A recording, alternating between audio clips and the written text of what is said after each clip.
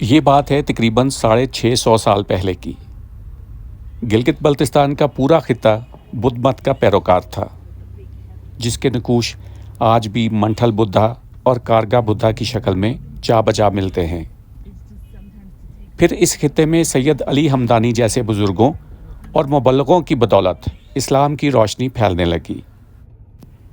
سید علی ہمدانی نے نہ صرف گلگت بلتستان میں اسلام کی روشنی پھیلائی، بلکہ اس خطے کی پہلی مسجد وادی شگر میں تعمیر کی، اور آج ہم اسی مسجد یعنی مسجد امبڑک کی طرف جا رہے ہیں۔ یہ مسجد شگر گاؤں کی اندرون گلیوں میں واقع ہے۔ سیاحوں کی رہنمائی کے لیے دیواروں پر اور درختوں پر جا بجا ڈائریکشن بورڈز لگے ہوئے ہیں۔ بہت کم لوگوں کو علم ہے کہ کہیں بلندیوں پر گلگت بلتستان کی حسین وادی شگر میں ایک ایسی تاریخی عمارت موجود ہے جو صرف ایک مسجد نہیں بلکہ ایک مکمل کہانی ہے۔ یہ ہے مسجد امبڑک، صدیوں پرانی روحانیت میں بسی ہوئی اور فن تعمیر کا جیتا جاگتا شاہکار۔ یہ مسجد 14ویں صدی میں اس مرد درویش حضرت سید علی ہمدانی کے ہاتھوں قائم ہوئی، جنہوں نے فارس، کشمیر اور بلتستان کے درمیان علم، حکمت اور روحانیت کا پل تعمیر کیا۔ ہم نے جو ہی مسجد کے قریب اپنی گاڑی پارک کی تو یہ شاہ صاحب ہمارے ساتھ ہو لیے۔ انہوں نے نہ صرف مسجد تک ہماری رہنمائی کی بلکہ مسجد کے متعلق قیمتی معلومات بھی فراہم کی۔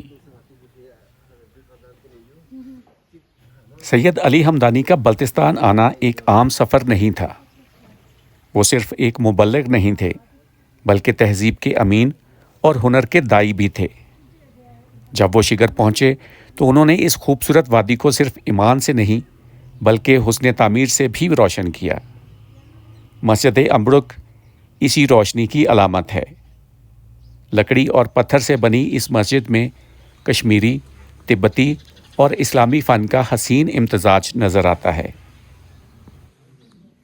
چھت پر خمدار کشمیری طرز، اندرونی ستونوں پر نفیس نقش و نگار اور تبتی طرز کا مینار اسے بلتستان کی دیگر مساجد سے منفرد بناتا ہے۔ مسجد امبڑک کی فن تعمیر کا سب سے نمایاں پہلو اس کے نقش و نگار ہیں، جو محض آرائش نہیں بلکہ ایک روحانی زبان رکھتے ہیں۔ لکڑی پر کی گئی نازک کاریگری میں کشمیری، تبتی اور اسلامی طرز کا امتزاج نظر آتا ہے۔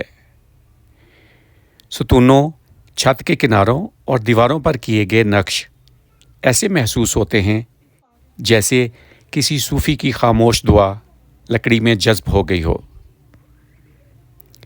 ان نقوش میں بیل بوٹے، ہندسی اشکال اور روحانی علامتیں اس انداز میں تراشی گئی ہیں کہ وہ نہ صرف آنکھوں کو بھاتے ہیں بلکہ ایک باطنی سکون بھی بخشتے ہیں۔ لکڑی کا ہر ٹکڑا اور ہر خط خمیدہ روایتوں کی زبان بولتا ہے، جیسے وقت نے خود اپنے آپ کو یہاں ثبت کر دیا ہو۔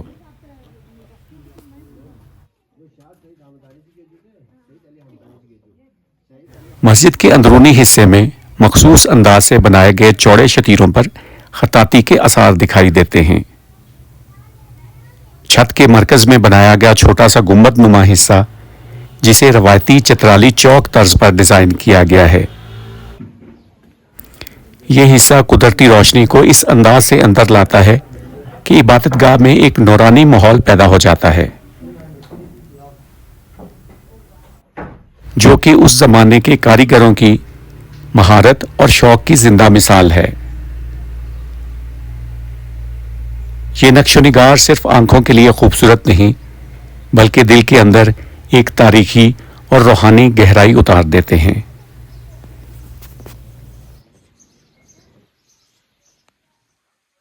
وقت کے ساتھ یہ مسجد زوال کی طرف گئی، خاص طور پر زلزلوں اور موسمی شدت کے باعث اس کی بنیادیں کمزور ہو گئیں، لیکن جیسا کہ اصلی عشق فنا نہیں ہوتا ویسا ہی ہوا اس مسجد کے ساتھ۔ 1998 سے لے کر سن 2000 تک آغا خان کلچر سروس پاکستان اور مقامی برادری نے مل کر مسجد کی بحالی کی۔ یہ صرف ایک عمارت کی مرمت نہیں تھی، یہ ایک تہذیب کی سانسیں بحال کرنے کا عمل تھا۔ اس خوبصورت کام کو یونیسکو نے بھی سراہا اور سن 2005 میں ایوارڈ آف میرٹ سے نوازا۔